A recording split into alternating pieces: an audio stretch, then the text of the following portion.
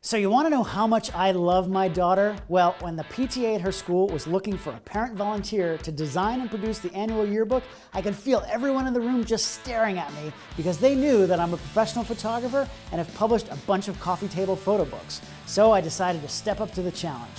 For this year's book, we're using this artwork the kids made when studying Jackson Pollock paintings. I've got to shoot high quality photographs of each one and need it to be an accurate reproduction of the original art. Let's go through the techniques I'm using to get it done.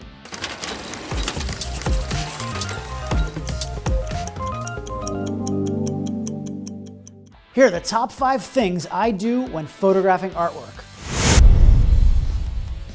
Thankfully, these pieces haven't been framed, but if they were behind glass, the reflections would be a nightmare.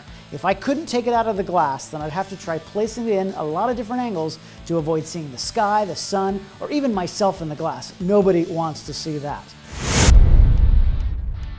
I want to evenly light every square inch of the artwork, and the easiest way to do that is by bringing it outside into the shade. I don't want it in direct sunlight because that would create shadows and hot spots. Open shade on a cloudy day gives me nice even light over the whole thing. I want to hang the art or lay it so it's completely flat and place the camera so the lens is exactly perpendicular to it. You know how when you look up to photograph a building, it looks like it's leaning backwards? Well, you don't want that to happen with your art, so shoot right in the middle and angle it so you're exactly 90 degrees from the piece. I'm going to rattle off a bunch of my camera settings, so see if you can stay with me. I'm shooting at 100 ISO for best image quality.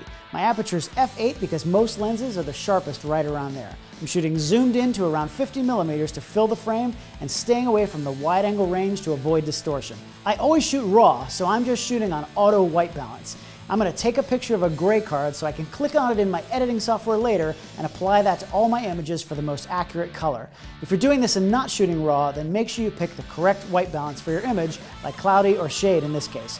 Lastly, the camera doesn't have an on-camera flash, but if it did, I would turn it off. That flash won't give me even light all the way across the image. Any movement will make my images blurry, so I'm going to use a tripod. I can set the timer or use a cable release so I don't even have to touch the camera at all to take a picture. This will give me rock solid, sharp images. So listen, I do a new video every Monday at 11 o'clock Eastern, so click that little subscribe button down there and you won't miss any of my 2-minute tips or any of the other great videos from the other free photo shows at Adorama TV. My daughter graduates from this middle school in a few months, so my tenure here is almost over. Sorry to her future high school, but my yearbook editing days are done. Bergman out!